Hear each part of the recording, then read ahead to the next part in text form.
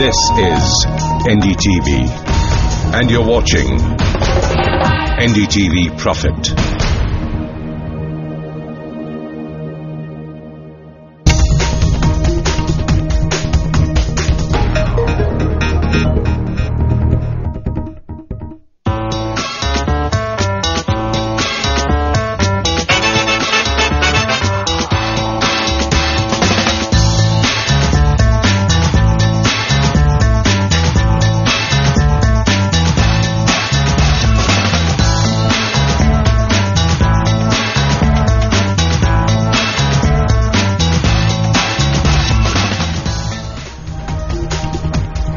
Welcome back. You're with We Mean Business. Let's now shift our focus from the economy to technology.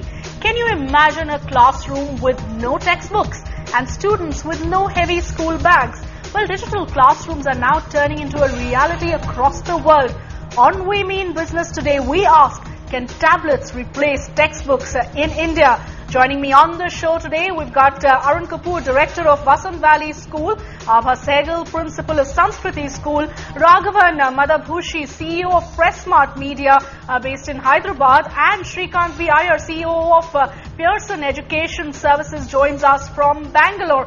Many thanks all of you for being with us here on the show. Clearly, a flurry of low-cost devices being launched and the Indian tablet market exploding. One of the fastest adopters are clearly schools that are looking to make learning much more interactive and personalized for students. Let's take a look.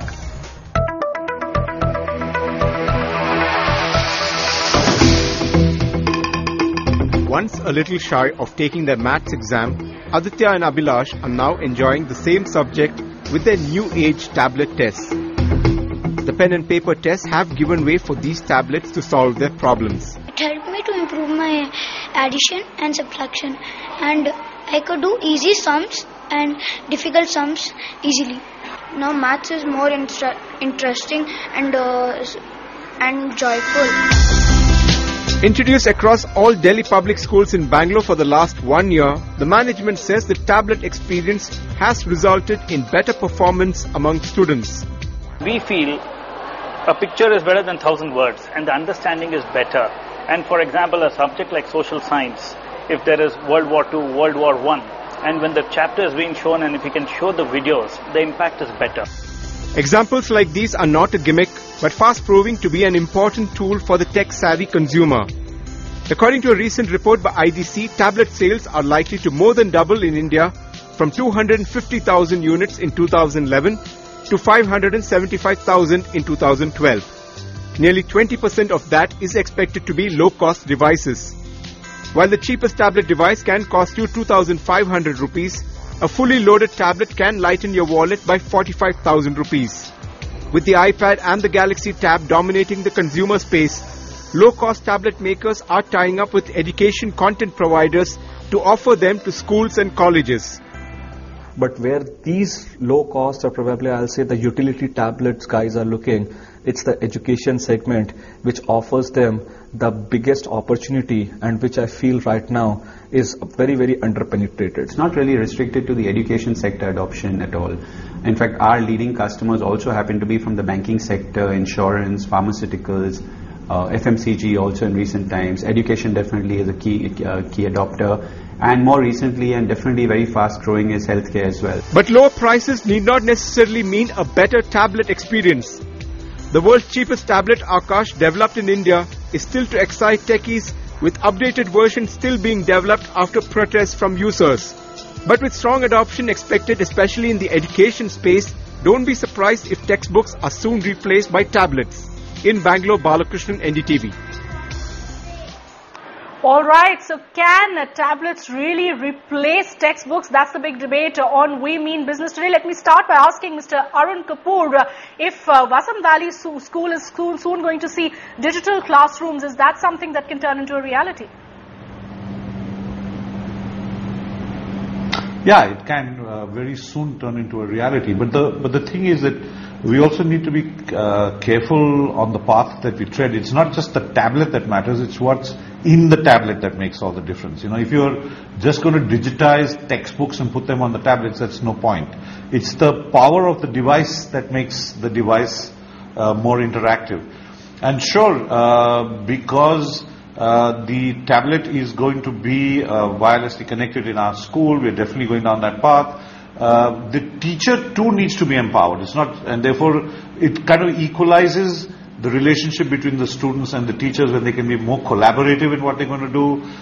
It's no longer just a one-way traffic.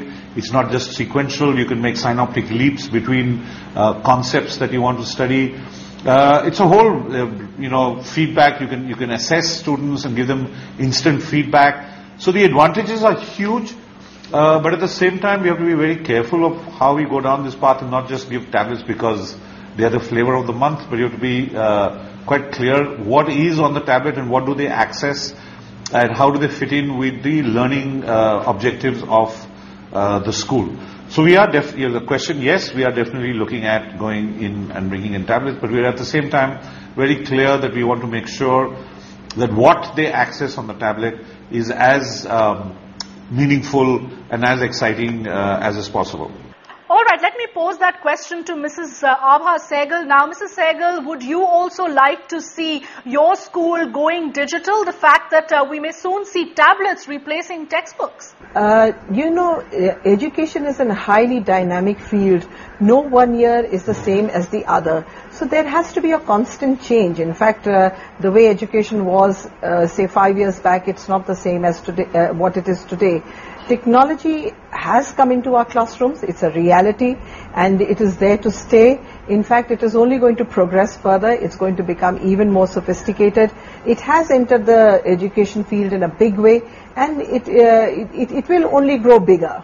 All right, let me in fact try and understand if we found answers to some of those critical issues that Mr. Kapoor has raised there with regard to the advantages and yet being careful when we move down that path. In fact, we've got the CEO of Pressmart Media, Raghavan Madhabhushi, who's actually developed an application and technology that allows you to move forward in that direction, and a particular application that is actually being used by a particular school in the Philippines that has gone totally digital. Why don't you take us through some of the details of that application, how it really works, and also can it work for the Indian setup? So thanks, Shweta. Definitely it can work for the Indian setup. The application we called as a mobile classroom learning application, it's called MOCA. We deployed for 4,500 students in La Salle school, which is the prestigious school in Philippines. So we call it as a smart pack rather than a backpack. And we have the digital boards that have been enabled, and we partnered with Samsung. If you look into the application, just what Arun has said, it's not just the books that are digitized and put in there. So we took the total ecosystem into the picture. The parents, the students, the teachers, and the publishers of the books, which is the most important thing. Apart from the technology, we had to go through long change management process where we enabled textbooks with the DRM so that they are secure. We made sure that the e-reader is pretty easy for the students so that they can just read the way they want it. And also we made sure whatever the collaboration tools, the feedback that they can give back to the teachers, and also a Quizard where exams can be given by the teachers via tablet to students, and students can answer them and send it back so that, and they can be looked at it. So a lot of these social features, a lot of these Quizard features apart from the e-reader, and also most importantly the security, wherein students cannot view something like Facebook or general other sites that is enabled with a GPS where you can locate where exactly the student is in case the tablet is lost, also whether the student is carrying, and you can kill the tablet content if it is lost so that they're totally secure. So we made this technically possible, and the platform has been completely developed and now currently deployed, and as I speak 4,500 students are using it day in day out with teachers using tablet as the main device for the education.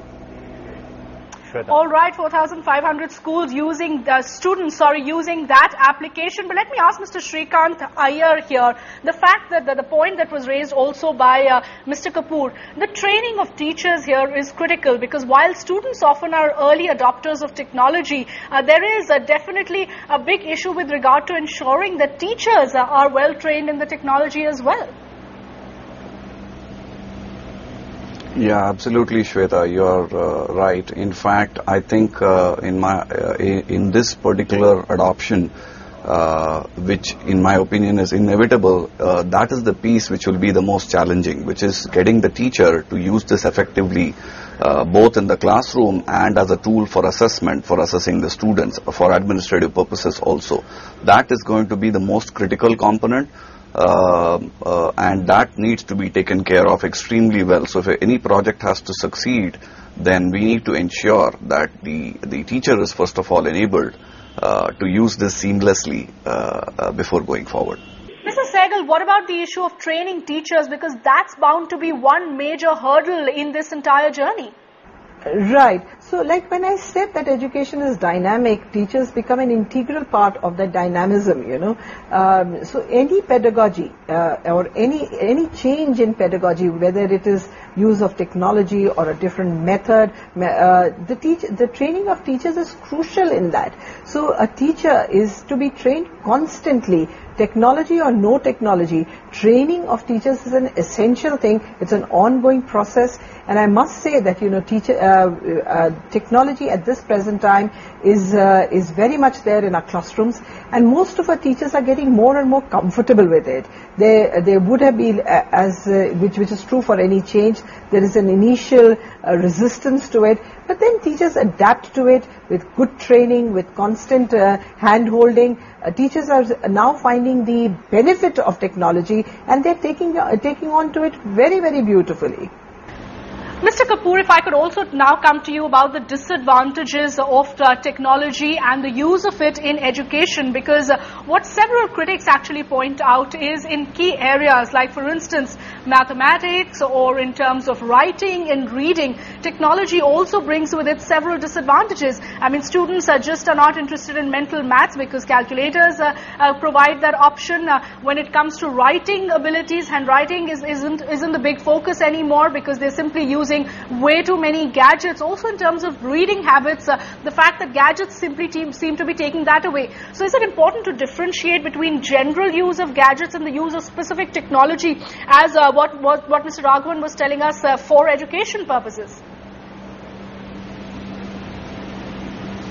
Well, you know, the thing is that there are two things that we need to look at. Are we looking at a tablet or are we looking at an e-textbook, right? So if you're looking at an e-textbook, then what we see is that it's an add-on to what's already happening in a classroom. A textbook is static, it's printed, once it's printed, then that's the way it is, a normal textbook. But if you have an e-textbook and the teacher and the student are using it as a source of information, a tool to collaborate, to get information which they might not have got immediately, then it's a whole different ball game. While the rest, what you're talking about, the handwriting, the memorization of tables, all those things continue. So it's not just, it's replacing the textbook, it's not taking over education, right? The other thing we must also understand is that, like hundreds of years, thousands of years ago, there was a change in civilization when human beings turned from being hunters and gatherers and suddenly learned cultivation, and that changed their lives completely. And they suddenly had time on their hands to actually create new knowledge. Now what's happening is that the mundane part of kind of gathering information can be left to technology, and the students and teachers together can spend that time that has been left over from gathering information into creating new knowledge. And that I see as the most exciting part of this technology. While rigor, responsibility, hard work, all those things still need to be done. Reading on a tablet is not a problem. I'm kind of addicted to my device, and I find it reading on it's not a problem. I still love the smell of a new book, but reading is great. So what I'm saying is that the e-textbook or a device is an add-on to education. It's not necessarily replacing everything else at this point in time. And the teachers and the students. The collaborative part is just fantastic. Right, it's great to see that there are so many who are supporting that fact. But Mr. Iyer, going forward, if we were to believe what Mr. Kapoor is saying, the fact that you do not have an option, but you have to go ahead and adopt that technology, that's the way times are changing. Are we soon going to see a sharp divide, really, between the technology haves and technology have-nots? That's both in the case of students as such, teachers, as well as schools, those who adopt it and those who do not. Can I come in on that, even though you have not asked me that question? Sure. Go ahead. I'll just come to Mr. Iyer. Go ahead first, Mr. Kapoor. The thing is, so I'm just saying that, there's no, you must understand that the technology has already spread all across the country. Everybody has access to a telephone. It's not necessary, that's why I keep using the word device and not necessarily using the word tablet. I mean, you go down any part of the country, the telephone, the mobile phone already exists, and therefore you bring your own device, as was mentioned a little earlier, is what's bringing technology into the homes and schools across the country already. So that divide is beginning to narrow. It's just the sophistication of some of the machines that might still exist, but the access to that fantastic technology, that divide is disappearing almost every day. It's interesting you say that, Mr. Kapoor. Let me actually pose that question to Mr. Iyer. The digital divide argument, what are your views really there? Definitely the penetration of these devices is going to start from top down, which I mean what I mean by that is that schools and colleges which can afford this, more than a few will start adopting this first, and then it will go down the pyramid. But there's no disputing this fact, because 60% today of adoption of all devices worldwide is in education. So that's a staggering statistic which we cannot ignore, and definitely it has not created any digital divide anywhere else. So I don't see that as an issue going forward in India. Yes, there will be devices which will be more affordable than others. I don't believe in cheap, that India is a country which buys cheap and best. I think India is a country which buys best and then cheap. So I think that there will be good devices which will be available for a good price very soon. All right, let me actually ask Mr. Madhav Bhushi about some of the concerns that he claims have been addressed with regard to his technology. The concerns about how the tablet or the gadget is being used, because parents and teachers will clearly be paranoid about what a student is doing with that tablet. How have you proposed to address that particular issue? No, yeah, I mean, there are a lot of concerns in the middle. I mean, as we discussed, right, adopting these tablets with the teachers itself is a great challenge for us in the initial days. So we had to go through couple of weeks long sessions, how the tablet can be done, how can it secure the data, I mean, what kind of accessibility that a student can have on the tablet, what kind of controls we have put in. Like, for example, you cannot open Facebook, you cannot open Twitter, or you cannot open a lot of the websites that are out there. So those kinds of controls, how we control them. And in case if tablet is lost, how do you restore the data? So we partnered with Samsung and we created a tablet backup docking station, so that every day the student needs to put the tablet in the docking station. It takes 10 minutes that the tablet is backed up to the central server, so that tomorrow you can just repress the data again. And it's an offline application. You can work in Philippines, being a country with connectivity challenges. We had a very strong offline application where you can just send all the chat on the messages, and whenever you sync it, the data is again flashing onto the teacher's tablet or the student's tablet. So there are a lot of concerns on the security side, a lot of concerns what can be viewed on the content viewing side, and also the data backup side, and also if I lose tablet, what do I do? Can I kill the tablet content?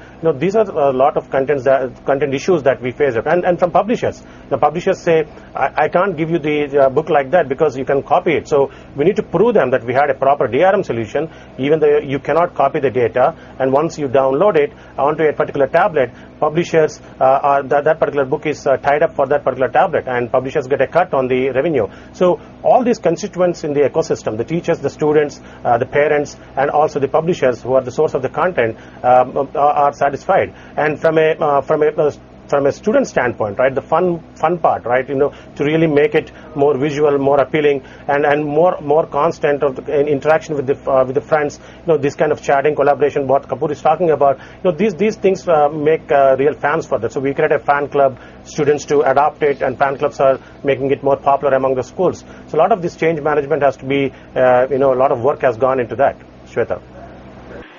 It's wonderful to see educationists like Mr. Kapoor and Mrs. Sehgal actually support technology and going the digital way. But Mrs. Sehgal, if I could ask you a particular question on the impression and the perception of gadgets as such, aren't we always telling students and children to keep away from gadgets? So how is this going to be any different? And isn't that going to really send confusing signals to students? You see, there is always a downside to everything. There's never something which is never anything which will be completely which will completely have pluses and no minuses. However, if it is considered as a tool used judiciously, and to expect that our children are going to keep away from the gadgets is again being away from reality. It is a reality. Children are going to be with gadgets. They are going to be more and more comfortable with it, and therefore why not bring it into education? Because you see, it will make education much more dynamic. Textbooks and are the methods that we have been used to, by and large, are more static. Technology makes us, we all know, makes us much more interactive, dynamic, and the benefits are much more. So if we can use it judiciously, let our children be comfortable with technology and also understand the benefits of it, I think it should be fine. Okay, let me actually quote what Microsoft founder Bill Gates had to say about the use of tablets in education. And he said that he thinks that tablets do not meet the needs of education. Instead, he suggests that a low-cost PC would be a better solution, as it would allow students to be highly interactive. He's also said that what makes a difference, what's required for tablets to make a difference in education is that just giving people devices has a really terrible track record. Also saying you have to really change the curriculum and the teacher, and it's never going to work on a device when you don't have a keyboard type input. Also saying students aren't there just to read things, they're supposed to be able to actually write and communicate. Mr. Kapoor, a quick response to what Bill Gates had to say about the use of tablets in education. Well, you see, that's why I said that. I said the same thing, that you're using the word tablets. I'm saying to you that they need to be connected, they need to be collaborative, and it needs to be seen as an add-on to what's already happening in the classroom. It should not be seen as a replacement.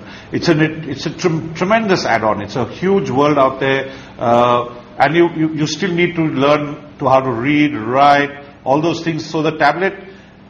I'm using the word tablet because you're using the word. I'm just using the word you need to be able to connect, you need to be able to collaborate, you need to get onto the net, you need to be able to access. So whatever device you use, whether it's a low-end machine that Bill Gates is talking about, trying to push his operating system more than anything else, it's the power of being able, that liberates you and does not hold you down, that a textbook, which was written 5 years ago and you're still dealing with it now, this gives you the power to be much more contemporary, much more in your face, it's much more immediate, and it gives you an option to be collaborative, and it gives you an option to reach out to information and spaces which your textbooks limit you to. So it's the limitedness that a textbook brings you this, but that doesn't mean that there are going to be no textbooks, right?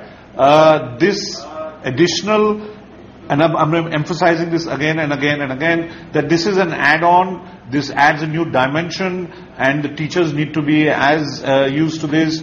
Online education has not been cracked anywhere. Online pedagogy, nowhere in the world has anybody cracked online pedagogy. Khan Academy comes close, but not quite.